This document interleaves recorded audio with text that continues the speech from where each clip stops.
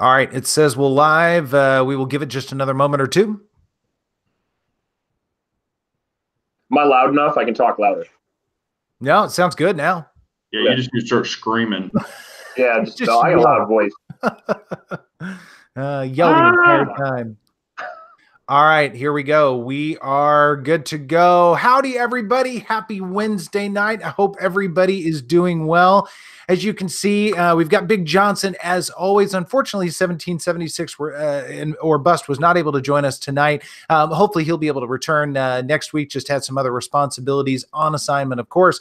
But we've got Honest Outlaw here with us tonight. Always a channel favorite, without question. So, gentlemen, how the heck are you tonight? Go ahead, Honest. I'm doing awesome so far. Tired and old. Tired and old. Just saying, I'm living the dream as long as you don't wake me up. Right. Well, that's good. That's very good. So, we don't have anything terrifically exciting planned for tonight, any major subjects or anything like that. So I thought we would just talk guns as we always do. There are a couple of interesting things and a couple of new guns that have been announced, I think, since the last time we talked. So I thought I would go ahead and jump in with that real quick. And I was actually kind of curious about this myself. I know a lot of you guys have seen the new Mossberg subcompact striker fired gun that is out there. We're starting to see some videos from a few channels here and there and getting some whispers about it and everything. Guys, what do you think about the Mossberg? Do you have any interest in that at all? Good, Honest. I do. Yeah, absolutely. Mossberg's a company that's good at making cheap things that work well. So, I mean, they haven't made a handgun like 100 years. I don't know how long it's been. I saw that a while back, but it's the same specs as the 43. So, I mean, I think it'll sell well. It's coming in at like $400 or something like that. I think it'll be a great little gun for people who don't want the Shield Glock 43 kind of thing. Yeah, I mean, Mossberg makes money shotguns. I mean, I own 3 of them, and I really, really like them. But for that pistol, it doesn't do anything for me that my Shield already doesn't do. And it would be interesting to shoot it and see. It says it has a great or a better trigger. However, a lot of people are saying the trigger is like 6 pounds. Not saying that's bad. It's just I don't know if that's something I'm going to jump on personally. Well, I've always said that if it's got to be 6 or 7 pound trigger or whatever it is, if it's very smooth and very crisp, I'm okay with that. That doesn't bother me as long as it's predictable and the reset is short and everything else about it is okay. I mean, the P320 triggers are heavier triggers for striker fired, at least I think, or in my experience. But by and large, they felt pretty good. So it really wasn't that big of a deal. But I, for one, am actually really excited about this gun. I'm curious to know what, obviously, the shooting characteristics, what it feels like, that sort of thing. And also coming from a company that is not known for making handguns. And like you said, Honest, they haven't made one in about 100 years or so. Mm-hmm. That's about right. I'm excited. I mean, it's something kind of maybe a little bit different. It's got the flat trigger. It looks like it's got pretty decent ergos. And for the money, the price is coming in, I think it was like $350, $375, something like that. Mm-hmm. That's actually, that's tempting. That's tempting. And I love seeing subcompact firearms. I think that's still a great size, especially for carry, but they can still do other things. They can do the home defense. They can do that sort of thing. Wicked Sensation, thank you very much. Acknowledging Big J's hair gel addiction. It is an addiction for sure. Man, I've been asked that question like 1,000 times, so that's why I posted that. If you follow me on Instagram or, I showed what it was because I even had 2 questions yesterday, like, what kind of gel do you use? So I showed it. Do you just do one of these sorts of things, right? Do that? No, I use CLP. I just pour some CLP in my hands and get after it. And the one guy said that I use frog lube. I was like, no, frog lube sucks. Yeah, because then you got to work it in and you got to stick your head in the oven and all that kind of stuff. Yeah, man. Don't want to melt my brain. But I do. I'm interested in the Mossberg. I get excited when there are new guns out there. I really don't care who puts them out. I'm always excited. But speaking of handguns, honest. You've made some sneak previews on Instagram, and guys, most of you guys are following us on Instagram. If you have an Instagram account, if you don't, you should, because we oftentimes preview some of the things that we're getting into. It's a great place to start kind of teasing videos and all that kind of stuff. And you've put out some pretty interesting videos. So tell us about some of the new acquisitions, if you don't mind sharing, and some of the things that you're getting ready to get into. Oh yeah, I actually bought some guns today. I got I mean, other than Instagram, I bought a 509 midsize today. I'm excited about that. I'm waiting for that to get here. I got a Radical Firearms AR-15 on the way, a Wilson Combat 1911, Lionheart LH9, Chiappa Rhino reviews on the way, PX4 Storm. Man, what else? The Shield EZ. I forget what else was in that picture. I have so many guns now. Yeah, it's going to be a good year, though. I probably got like 15 reviews lined up. So, gosh, so let me ask you this. I know in the state of Kansas, we're pretty liberal in terms of buying firearms. I mean, there are times where I will buy 2 or occasionally 3 at a time, but it's pretty rare. But do you get any looks from anyone as you've got a pile of guns on the table and you're getting ready to make a purchase? No, not really. I mean, this is Iowa, so nobody cares. You know, I mean, if I was in New York, maybe, but here, I mean, I think all you have to do here is just tell somebody if you bought more than like 3 in a week or something, and even then they'll still let you. And that's at Shield. So I mean, nobody's keeping track of when you buy on Gunbroker. Oh, okay. So that that makes sense. I mean, I know if I buy, I do a lot of trading. Right. If I buy 2 guns at center fire at a time, they have to fill out an extra form, and that form goes to the county sheriff's office. And so they are alerted that I bought more than 1 firearm. And generally speaking, they don't care. I mean, the last time I bought firearms, I bought the Archon and the Taurus TH9. So these were 2 radically different firearms. It's not like I bought 2 Sky handguns or something that were identical. That's when they start to get a little bit more concerned and want to know a little bit more about what's going on. But if you buy very different firearms, especially if there's a difference in price and that sort of thing, they don't seem to really care very much. But you're right. I mean, that's where the offline purchases can definitely come in handy. Sure. Speaking of the Archon, the PX4 Storm killed the Archon for me. I don't care about the Archon at all anymore. I can't even believe to say that. But wow. The PX4 Storm is like $400 in a lot of places. It's lighter and it has the same recoil and pulse. I was so impressed when I shot. I've shot since I put out that video today. That was shot last week. I've shot another 500 rounds for that gun. I like it. I have to admit, I would never trade my Glock for it, but I like it. Nice. Yeah.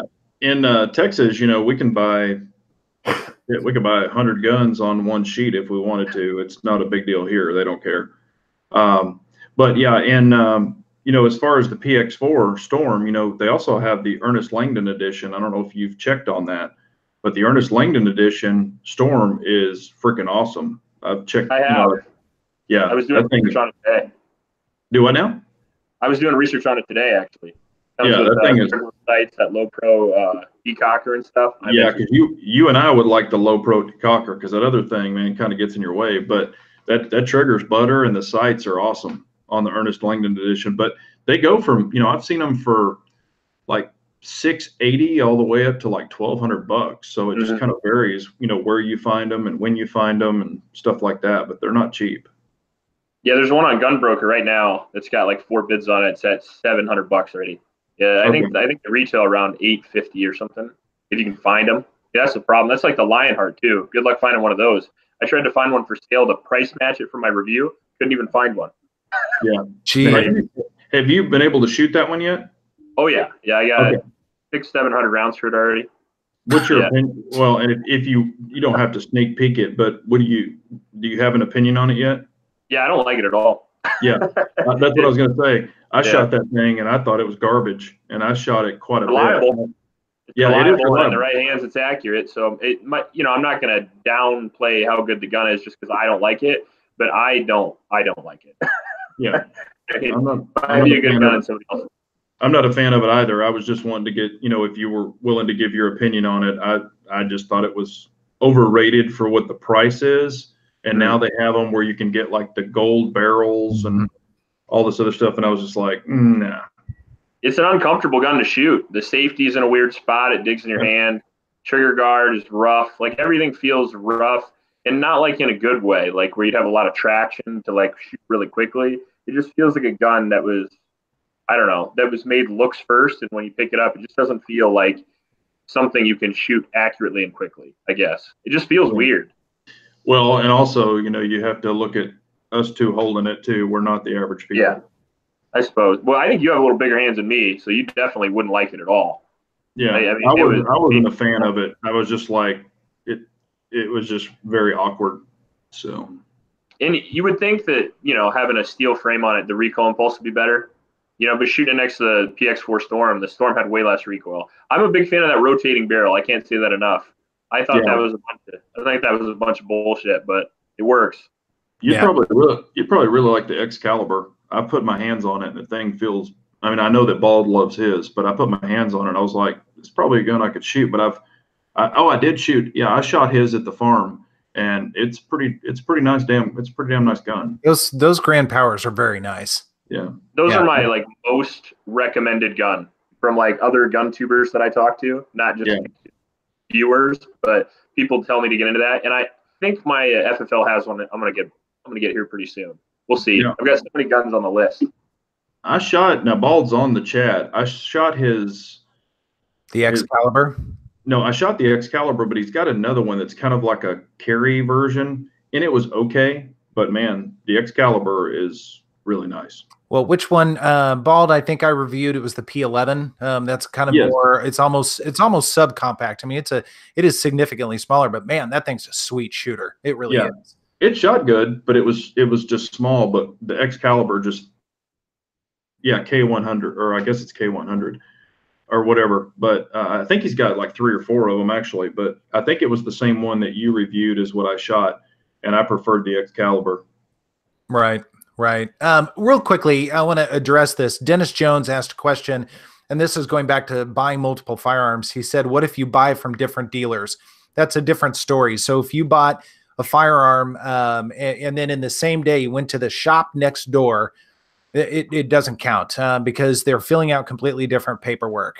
So it's only if you buy from the same dealer it's actually, I think it's a 5 business day window. So if you buy a firearm and within 5 business days, you buy another firearm, they have to, from the same place, they have to fill out a second form that goes in to whatever your local thing is. And this is an ATF requirement. I think it's a federal requirement. It's not a state thing. So it does go on file. Now, what the state does with it, because it goes to your local or state law enforcement agency, they can do something or do nothing. I don't know if the ATF gets a copy of that or not, but it certainly gets looked over. So something to consider there.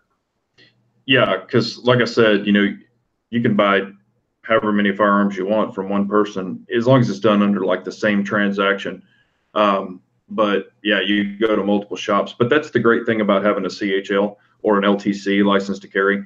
You just give them that. They write the number down. They don't even have to run a NICS or anything on me because I'm already approved. So that it really speeds up the process, because I've gone in to grab a gun to pick up a gun, and there'll be people just standing around waiting to be approved. I'll go in there, hand them that, they'll write it down, and I'll walk out the door, and the people have been like, well, how the hell did he get out of here so quick? They're actually saying that out loud. And I'm like, I have a CHL, dumbass. So maybe you ought to get one. And I hope you say it just like that. I have said it before like that. Yeah, one guy was a total dick, so I did say it like that. Get a carry license, asshole. Yeah, well, I know. I said, get a carry license, dick. That's too funny. Hey, Honest, you do have a question from Eddie PR. He said, can I ask you if you have any suggestions for a cheap AR scope? I don't know. The Nikon I just reviewed was pretty awesome. The Glazer 1-4 was like $125 or something. I think that was really awesome too. I would probably recommend that, I suppose, but I didn't hit it with a hammer or anything. You might break it. I don't know. But for a cheap scope, that's what I recommend. Or probably just get a used Leopold. You can find them on eBay and stuff like that, relatively cheap. Primary Arms makes pretty good. Yeah. There's so many scope manufacturers now. The Vortex Razor, or not the Razor, the Vortex Viper, and the Primary Arms makes awesome stuff too. Yeah, that stuff is really good. The 1-8 is I forget, like $300 or something. Yeah. Awesome scope. And they have a lifetime warranty too. So, but Vortex does too. So, yeah, I like Dimitri over there at Primary Arms, so he sends me some stuff. So I'm gonna have to rep him for sure. But all his stuff is top notch. Yeah. For the price, I haven't tried any of his platinum stuff though. Yeah, and Coda Boy is saying most scopes are made in the same factory, and I was kind of thinking the same thing. I knew that Primary Arms and Vortex pretty much were so. Mm-hmm. But I do like the and even Coda Boy turned me on to a lot of the reticles from Primary Arms, the ACCS and stuff like that. I kind of dig their reticles. Yeah, the ACS reticle is awesome. I will admit, it's not too crowded. I mean, if I pick a reticle, I'm going to go with just a simple crosshair with like a super simple BDC on it. But because I don't really like the circle dot if I can get away with it. I'd rather not have it. But I'm not quite that old yet, so my eyes don't need it either. But yeah, mine do. Super scope it. Yeah. So actually, Honest, you've got another question. This is from Music Lover. She's asking, what is your favorite 9mm handgun these days? Oh, the Shadow 2. Yeah, the Shadow 2 or my Jaegerworks Glock 19. Nice. What about your KS? Well, I would say it would be a toss up between the Shadow 2 and the TSO, but I have to give the leg up to the Shadow 2. I actually think the ergos on it are just slightly better. And it's just such a fun gun to shoot. And it's funny, Honest, when you put that video out, first it was a lot of fun to see, and you had some great guns in there, and the Taurus and the Shadow both being on there. I think that's really cool. It's so fun to see a broad spectrum there, but the Shadow just seems to be, everybody seems to love it. I mean, that speaks so highly of CZ and what they put into that firearm and how well it's connected with so many different reviewers of all shapes and sizes. And that just, I think that's so freaking cool, man. That gun really is truly lights out. For what it's for, yeah. I mean, you wouldn't want to carry it around, but for home defense, plinking, competition, I don't think there's anything better even close to the price range. I picked them up for around $1,000. That's a steal for me. I mean, what the gun can do. And then you can, send it to Cajun Gunworks if you want and get the trigger souped up in a couple of weeks. And I mean, there's really isn't a better gun until you hit like the $3,000-$4,000 range, in my opinion. Yeah. My two favorite are the Shadow 2 and the TSO. And the Shadow 2, I've got two of them. One is completely stock, and then the other one, and I've got a video coming on it. The other one, I actually put the the CZ Custom, the extended firing pin, the different hammer spring, and all that good stuff in it. And man, it even made it better. And it's only it's like $40, but you have to. It's not one kit. It's actually 3 pieces, but it was like total $40. And I mean that thing is really butter now. It's awesome. But, yeah, I love the TSO and I respect it, but for some reason I shoot the Shadow 2 better. I don't know if it's because I had a Shadow 1 for years and years. I'm just used to it and like how it bounces. I felt like the TSO was just a little front heavy for me, and it too much so to where it like impeded my target transitions as opposed to like dampen recoil. Yeah. So I feel like the Shadow 2 I just shoot better, and if I can shoot in a production category with that as opposed to a limited category, then why not? But it might change too. I was just going to say I'm going to get that Wilson Combat 1911 9mm here pretty soon, and that may be my favorite gun. We'll see. I don't know. I'm a 1911 fanboy. Yeah. There's no shame in that at all. It's such a bullshit gun. Like a $3,000 gun that holds 10 rounds. Yeah. It makes no sense. Yeah. Well, that's like that STI that I got. But now it's granted it's a 45, but it holds 10 rounds or plus 1, so 11 rounds of 45. But that thing is a freaking shooter too. I mean, I just put up the first shots video tonight, and that was right out of the box. I mean, that was the first 10 that I put up, and this is an honest question, and this can be for all three of us. But like when I shoot a 1911 right out of the box, I tend to, just pull them just a tad. They're grouped, but they're a little left of the target, and they're on point, but they're just a tad left. And what I run into is because my finger's so damn long, you know, most of them come with medium triggers, you know, because you've got a small, medium, and a large trigger. And, you know, it's not the flat trigger, which would extend it a little more. So where I'm pressing and where you're pressing, honest, you know, it's got the curvature in it. And that's kind of like a between a small and a medium. Have you changed any of your triggers, your physical triggers out in your 1911s because of your hand size? Oh yeah, I changed them all to large curved for most combat. Okay. Every one that I keep for use. Yep. Yep. Yeah, I really don't like the short ones. My Dan Westons come with short triggers. I Yep. don't like that at all. I end up shooting with, you know, further past the pad, kind of in the notch of your finger, just to keep pace.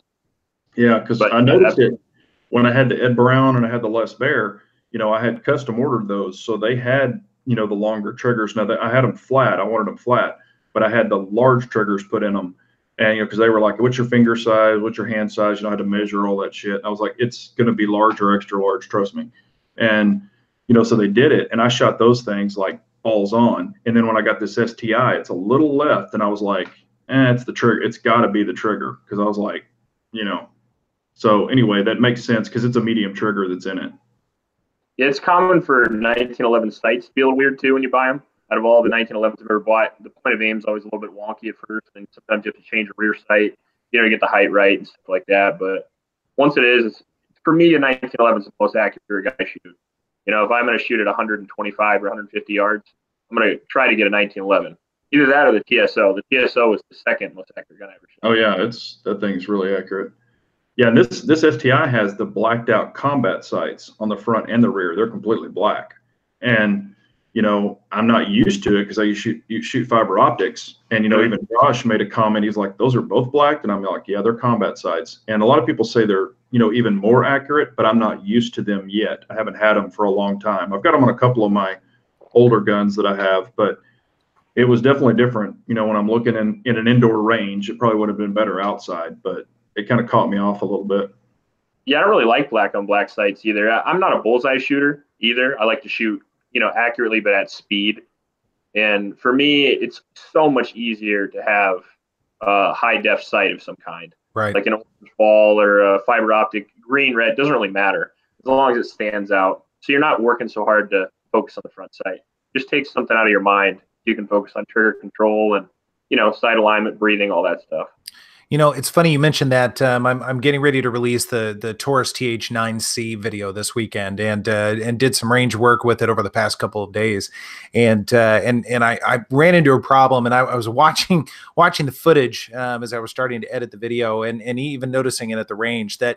And I like to shoot not as fast as you, and I'm not on anywhere near the plane that you are in shooting, but I like to shoot quicker. And I noticed that, man, I was having to, you know, move the gun all over the place as I was coming back down to find my spot because I could not pick up the sights at all. I had a hell of a time trying to find it. So half the time I was just willy-nilly kind of shooting and you know, hitting the target and gauging based upon where the round hit the target, where my sights were, which is not a very good place to be. But I'm finding as I'm getting older, I want better sights more and more. I want those call outs, and even red fiber optics I can't really do anymore. I don't pick those up very well. It's got to be green, or it's got to be, you know, some good HD sights that are real neon, that are just really easy to call out.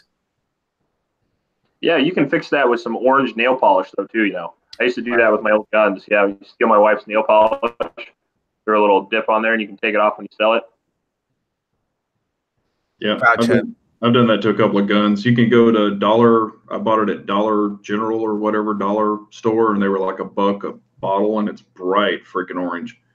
Foodmaster Chew has a question: Shadow 2 versus HK USP Expert. That is what he's debating right now. What are our thoughts? Honest, what do you think? Well, I think the HK USP is a great gun for 1990s Special Forces operators. I mean, if you're gonna like try to get speed and accuracy, Shadow 2. I mean, I love the USP, and it's stupid bomb proof. And if you want to fall off a waterfall and have your gun work or something, that's a great choice. But for the average person, I don't see why you would need that. And if you shoot one, the ergonomics on it are, you know, 1990s-ish, I guess, for me.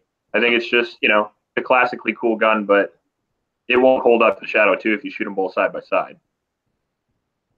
Yeah, I'll completely agree with that. I've shot both of them, and the HK is a little blocky to me, kind of Glockish in a way, where the Shadow 2 is just butter. And I mean, I know that I shoot the Shadow 2 better. I haven't ever shot them side by side, but I remember, what I used to do or how I shot it, and it wasn't that great for me.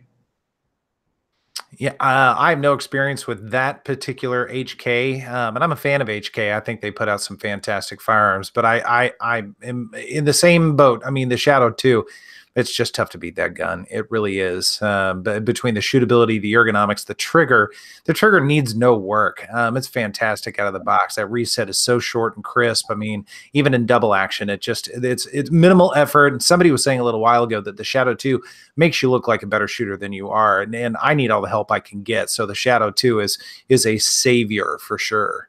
I mean, if he wants to go HK, he should get a P30. That's so overlooked, but that gun is so awesome. I mean, Yeah. I mean, for me, I love the P30. I would take it over any other HK gun. Yep, I agree with that. And actually, I would go P30L. Yeah, I agreed. Yeah, absolutely. Longer the barrel, the better. Yeah, that thing is freaking butter. And plus, you can put the extension. You put the little device on the front. What the hell's that thing called?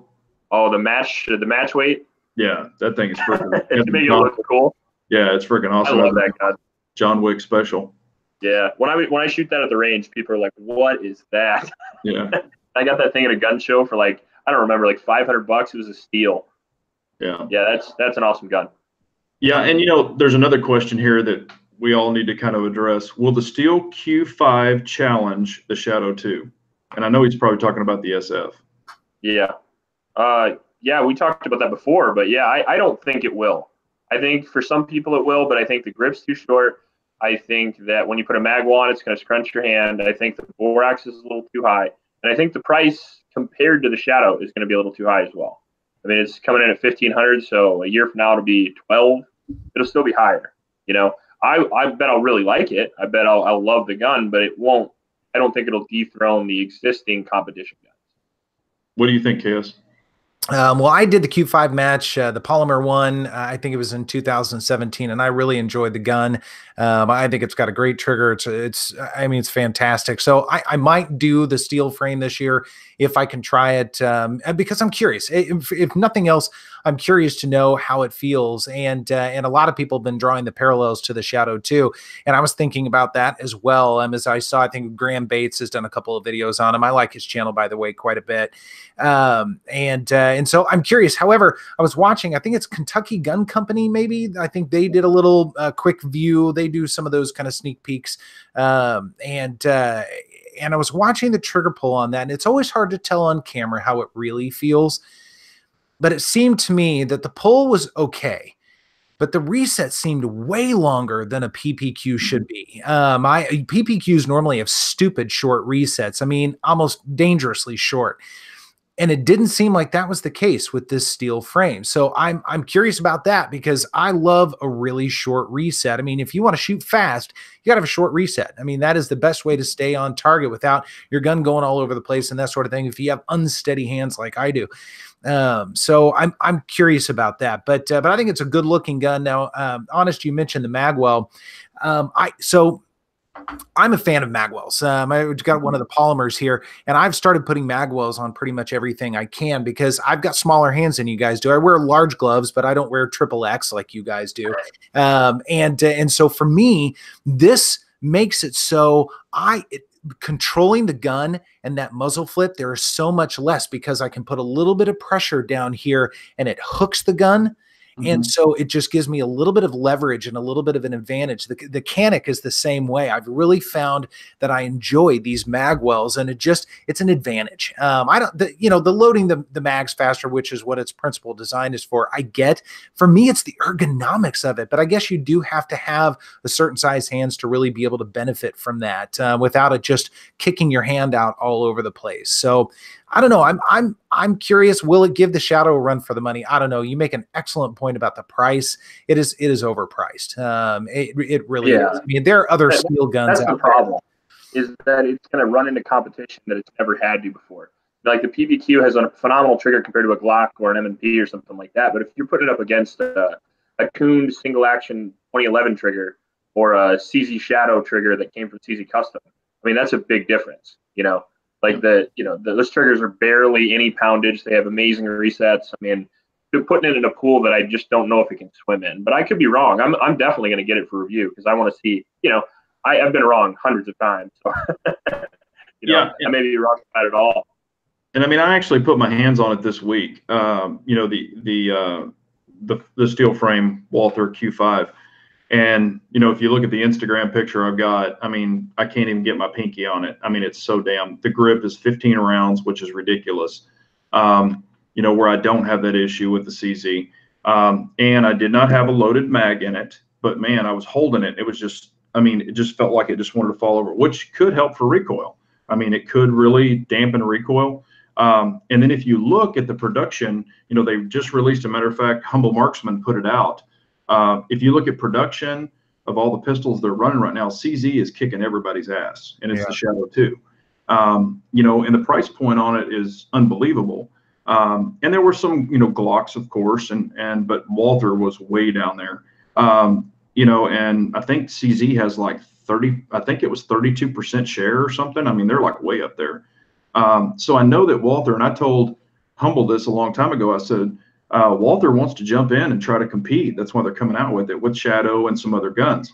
But I just don't, you know, for $1,500, and that's not even the Pro model. You know, the Pro model comes with the magwell. Well, you've got this small 15-round grip, and the Pro model comes with a magwell, and it comes with a 17-round mag. But they didn't extend the grip any.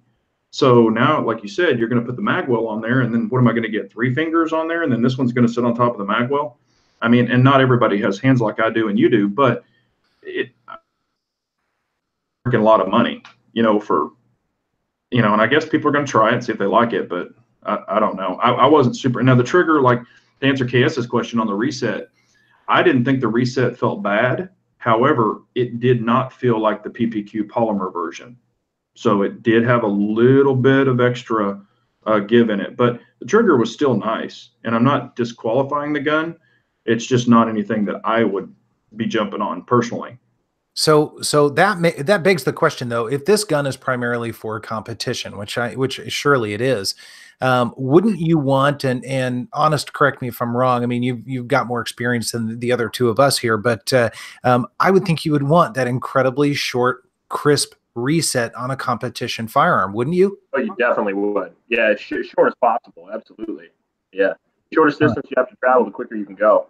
You know? Yeah, well, exactly. That's exactly right. Yeah. So I'm wondering why, and it was, I mean, there was a significant difference. Even just seeing it on video is the first thing I noticed. I'm thinking, that does not seem like a PPQ trigger. I mean, I remember when I got my PPQ that I reviewed, whatever it was, 2 years ago, I was blown away at how short the reset was out of the box, because we didn't have the P10. I didn't have any exposure to Canic or anything like that also had very good triggers out of the box. So I was just like, oh my God, this is crazy.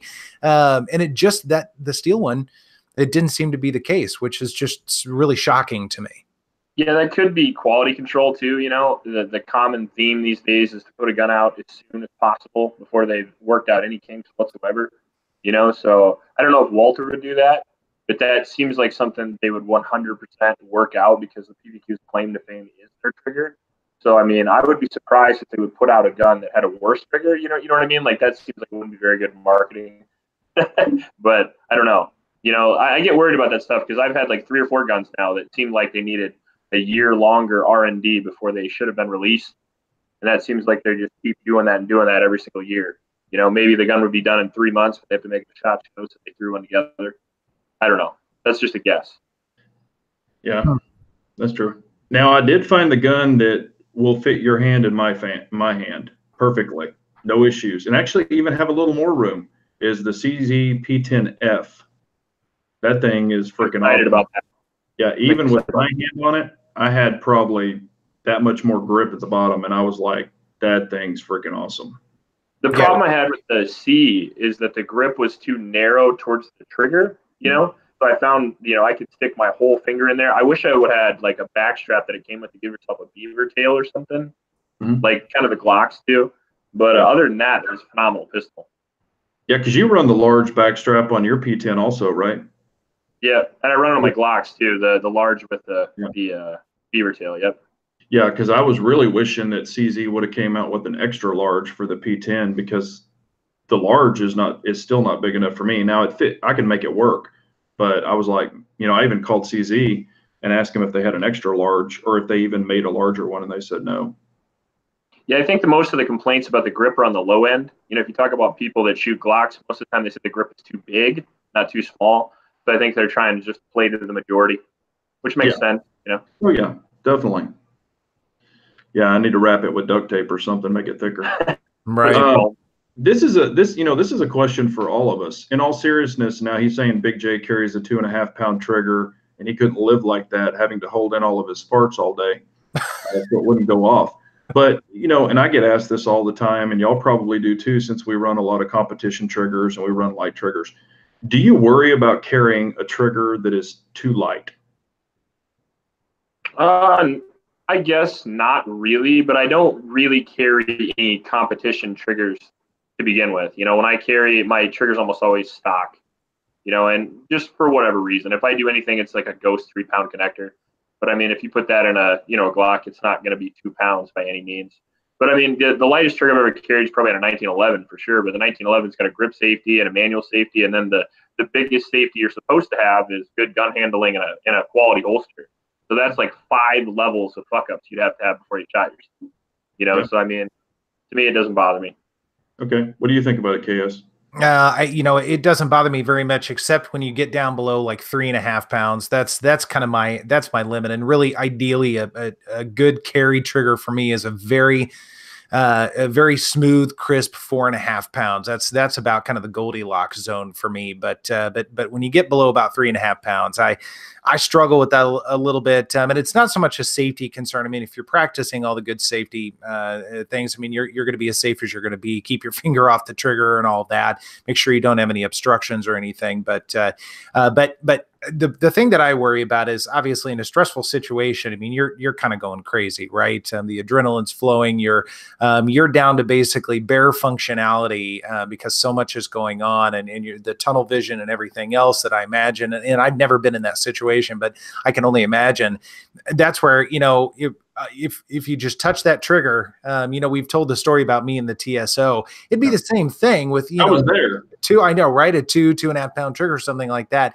That would be my biggest fear. And then all of a sudden you're talking about potentially negligent discharges and that sort of thing. And then that 2-pound trigger could come back to haunt you. So I do have a little bit of a barrier that I try not to cross, but at the end of the day, the idea of it doesn't really bother me entirely too much. But in practice, again, I have a bit of a threshold. Yeah. I think your problem with that though is that you're kind of a gun reviewer. So you're shooting like 50 different guns a year, and you're not used to one particular trigger pull. So if you're shooting, a 12-pound double action trigger, then you shoot a TSO, it's you might be more likely to have a negligent discharge than other people would if that was their only gun. Right. If you had tons of reps on that particular gun, no matter what trigger it is, you're probably just going to do whatever that you've done previously. Like I've been in a few fights in my life, never a gunfight, but I've been in quite a few fights. You can think during it. It's not all a big blur and everything. You know what I mean? And you're just going to do what you did before. Yeah. I don't think that trigger poundage is going to change whether you shoot yourself in the dick or not. Well, and like I've always said, because people, when I do the triggers and stuff and say that I prefer a light trigger and everything, people always freak out. Oh my God, you're going to go to jail and you're going to do this and a lawyer's going to come after you. And my answer is, I don't care if I shoot you in the face with a 12-pound trigger or a 2-pound trigger. I'm meant to shoot you in the damn face. So the way that I look at it is, if it's lighter, crisper, and better for me to shoot more accurately, and I have to pinpoint a guy 10 yards away that's doing bad shit, and I can pick him off and not hit a bystander with a heavy double action or something crazy, that's where you might spray it. That's going to be better for me. But I always tell everyone, please do what you want to do. Don't do what I say. I'm not a lawyer. You do what you want to do. But, and then, you made the same thing. What if and nobody says I can't, what if I decide to carry my TSO one day? That's a 1.5 pound trigger or 1.5 pound trigger. So that's factory. So if I want to carry it, or a 1911 or really crisp, awesome 1911, that's from the factory. So how are they going to judge that? If it ever came down to it. And I'm a member, or I've got the insurance and everything, and I actually asked a whole board of lawyers that were sitting there. I asked the question, has trigger poundage ever came up? And they're like, not one case that we've done. And they're only firearms lawyers, but that's what they said. I'm not a lawyer, but yeah, I've heard that argument too.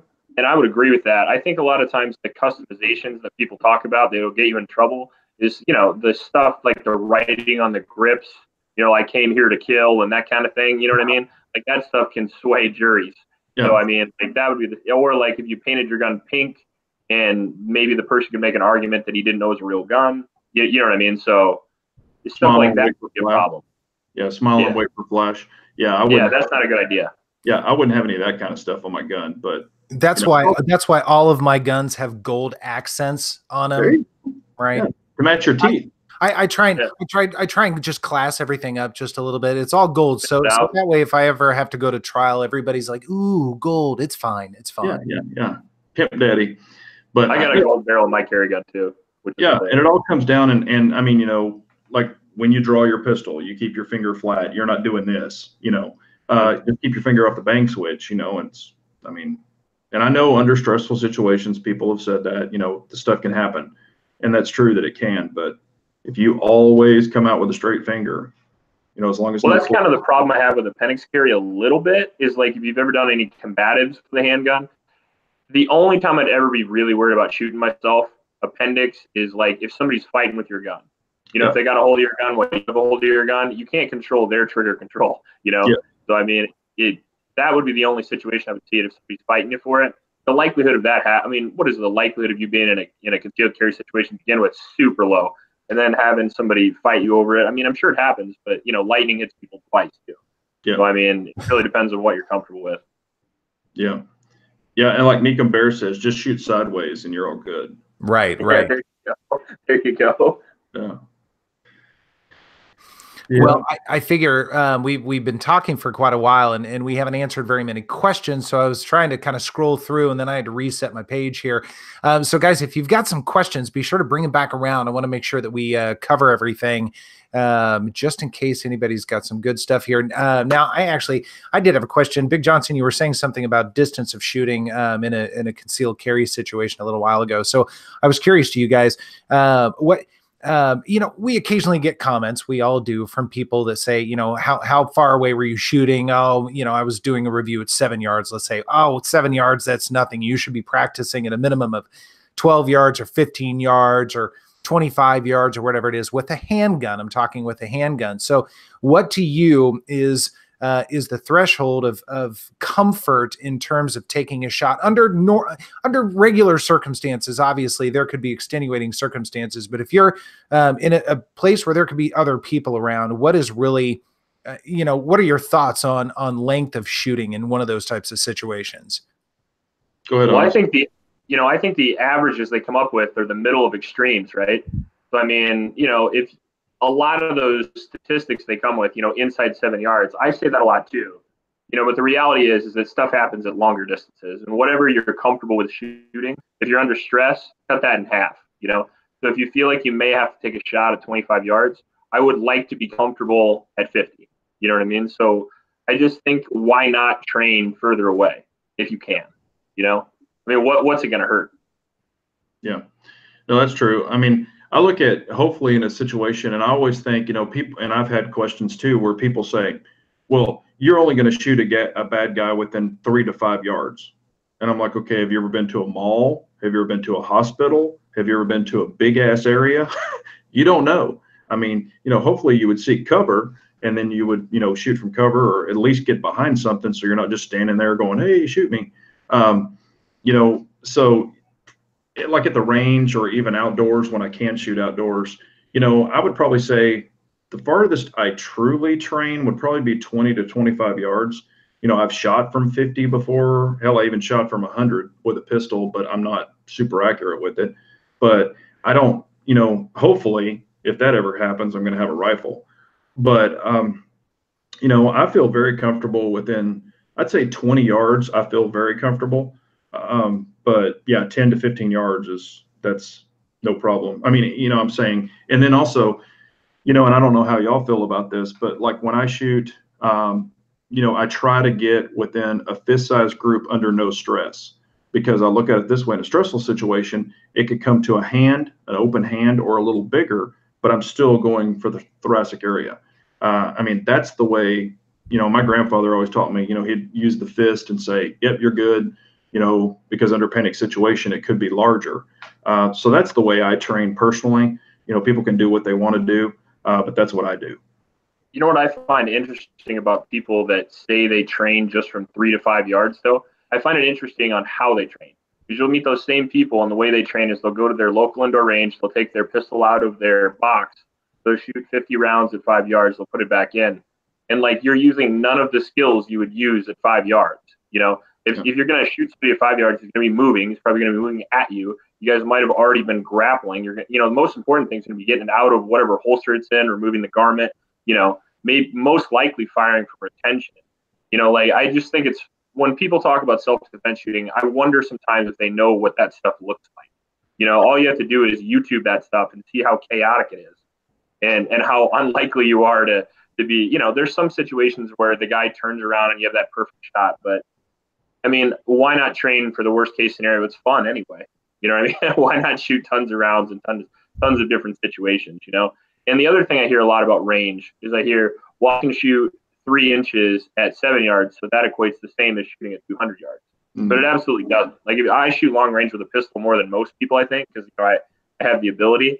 And I mean, you have to play with the drop of the round. You have to play with where you're trying to superimpose your sights over the target, what wind you're going to have, what conditions are out that day, all that stuff that most people don't think about. Yeah. So centerfire shooting sports is 75 feet. That's the max distance there. So it's not a very long range.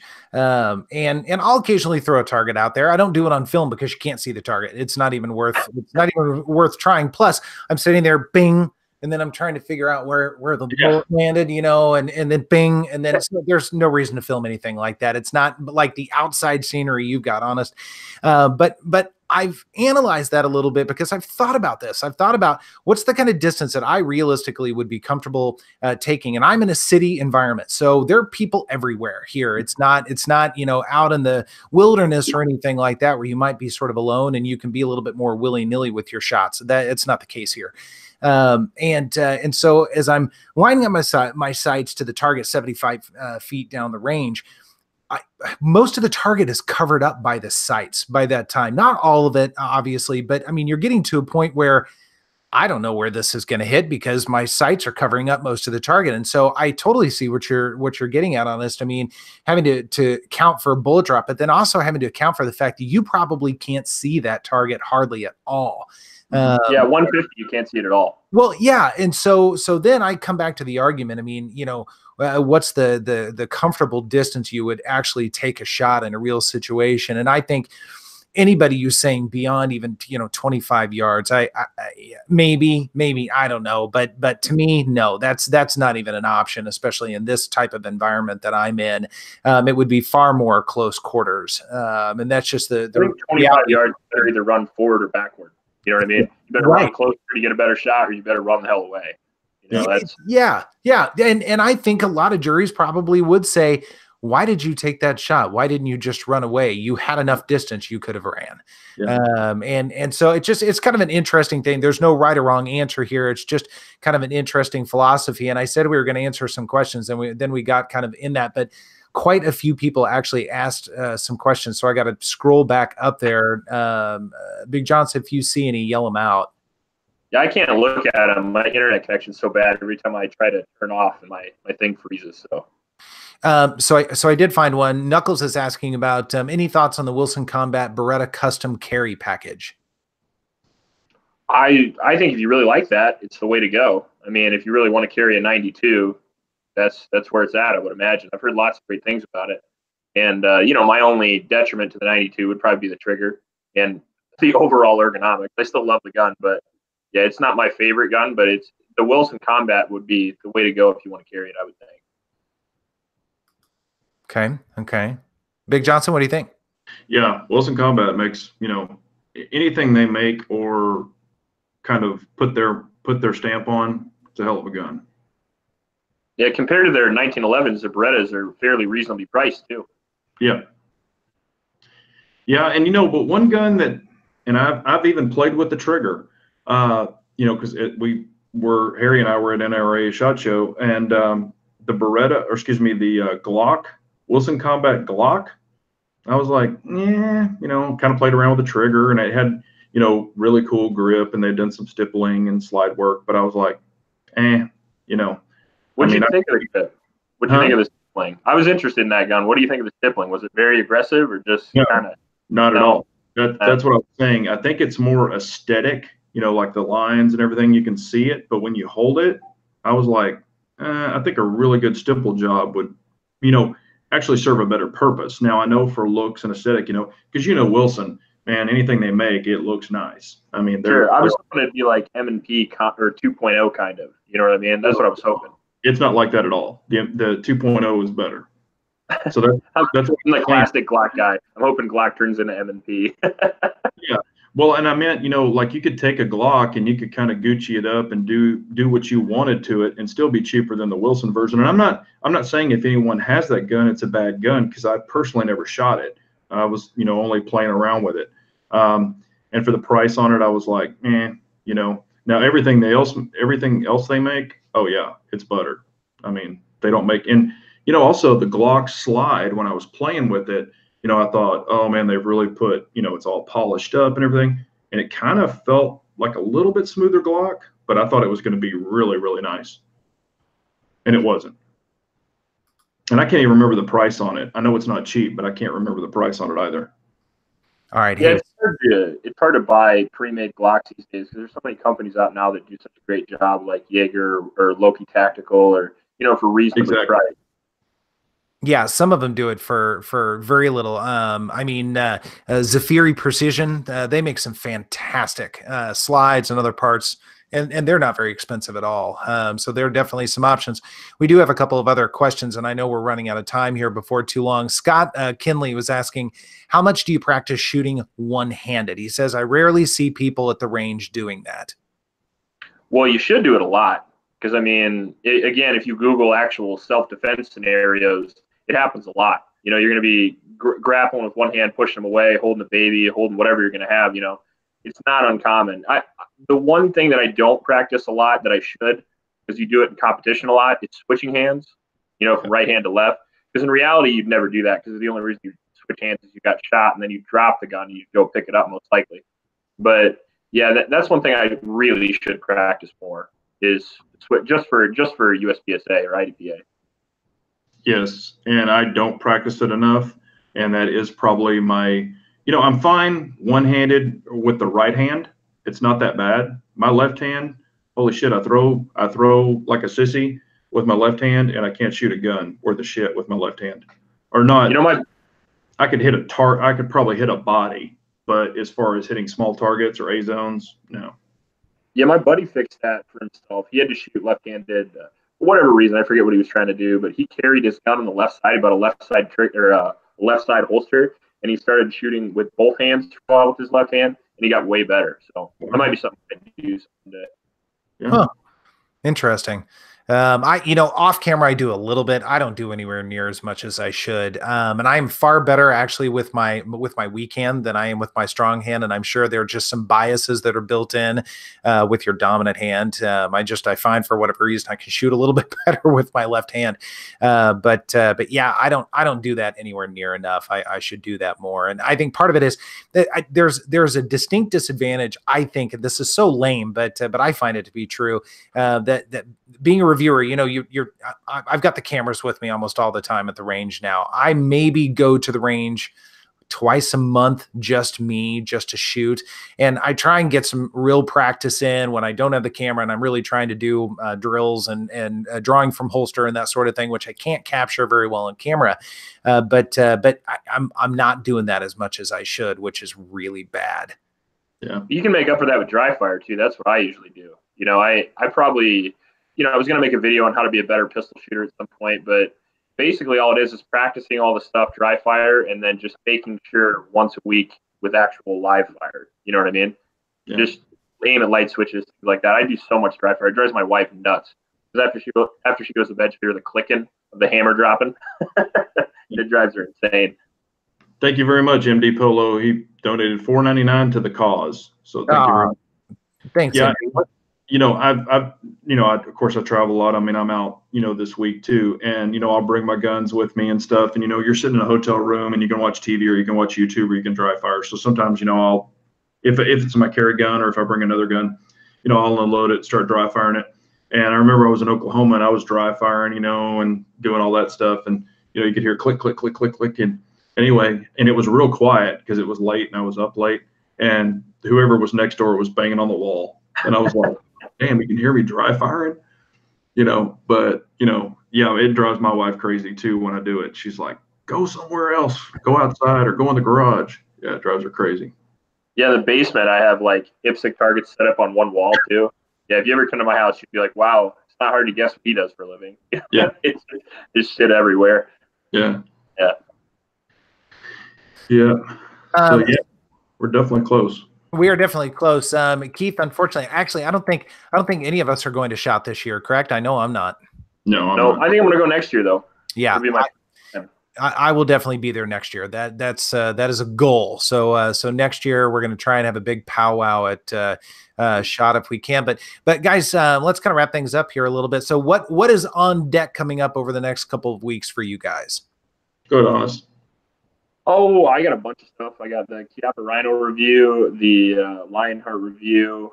I have a couple of top 5 videos coming out. I have a video on one of my favorite guns I've been wanting for a long time. I finally got it. I just got it on arms list from an old guy who just passed away, and his son sold it to me because I don't think he knew what it was.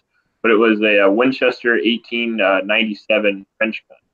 So I'm excited about that. I got it for $300. So I'm gonna do it. It was a Winchester what? 1897 trench gun. It will be a trench gun. An 1897. Oh, wow. Yeah. I'm gonna modify it and convert it. Cool.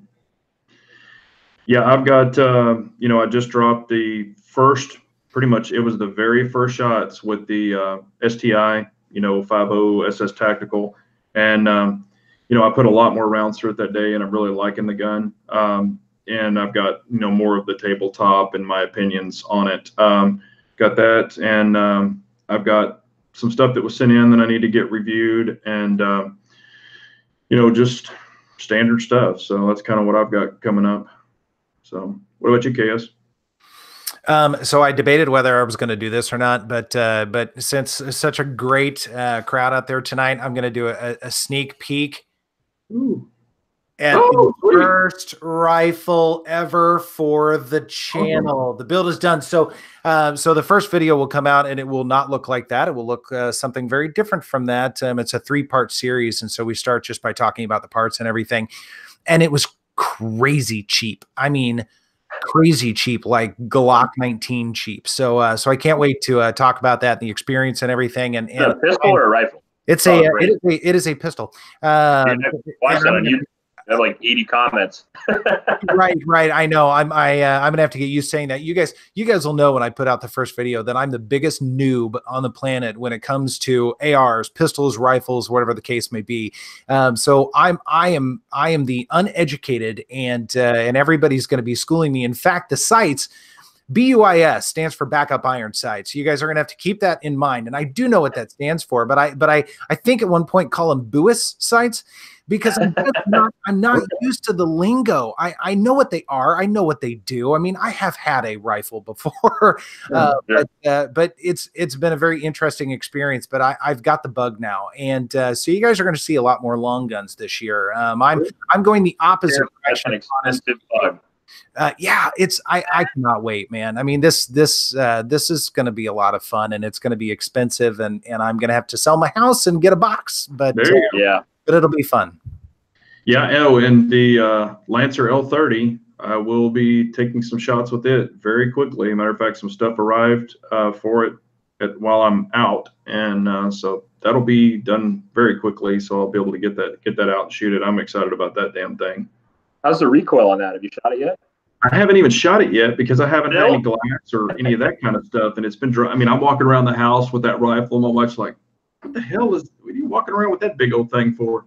But no, My it's guns don't make it out of the garage without being shot. Like I get home, take it out of the car, ammo in the garage, start firing. yeah. Hell, Yeah, I have three. that Lancer looks cool. Yeah, I have 3 guns right now. I haven't even shot, and I've had them for freaking 3 or 4 months. Yeah, you'll have to let me know about that. I'm looking for a new 308 gas gun, so I don't know what I'm gonna go with yet. Yeah, it's awesome holding. I mean, dry firing it and stuff, of course, but yeah, it's a beast. I really like it, but I haven't shot it yet. I want to make some sort of crazy 9-inch 308 SBR, like some stupid compact, like heavy hitting thing. I haven't decided yet because it's so much money. You know, if you get into building like a super elite 308 gun, I mean, you're talking like $3,000, and that's so much money. But they're so fun too. Oh yeah, I love 308. Nice. Well, guys, it is 8:01 going by my clock, so it's about time to wrap things up. So guys, thank you so much for joining us. Of course, spending your Wednesday night with us. We really appreciate it. We look forward to it every week. Honest, it's always a pleasure to have you on. We love having you. Well, obviously, we get to talking, and it's just 3 gun nerds having a good time talking and sharing stories and everything, and that is so much fun. And we love sharing those with you guys as well. So, guys, anything you want to say? Well, I just thanks for having me on. I'm going to skip ahead of you. Oh, no problem. I was going to say thanks for having me on. I really appreciate it. You guys are awesome to talk to. Yeah, and I was going to say thanks for being on. Definitely, it is a blast, and we all have so much in common, like KS was saying. And definitely, for the family out in the chat room, please subscribe to each other. Subscribe to, if you haven't subscribed to Honest, please do. But there's other great content creators out in the chat, and we definitely want them supported too. So we just appreciate everyone so much. Awesome. Well, you guys, thanks again. Thanks everybody for joining us, and we will definitely see you guys next week. Have a good one. Carry on, everyone. Later.